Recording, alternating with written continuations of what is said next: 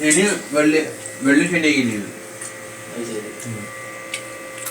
ആദ്യം വ്യാഴം വെള്ളിയിലായിരുന്നു ജുമറാത്തും ജുമയും.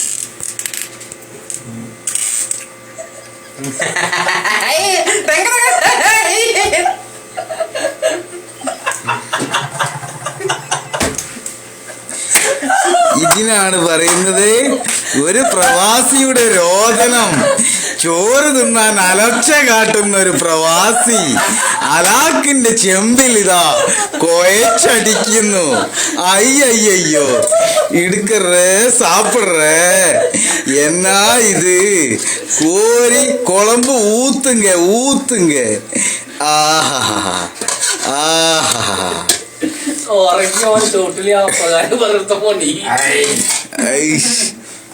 ഈ അന്തകമ്മികള് ചോറുന്ന എനിക്ക് തിന്ന് വേണ്ട.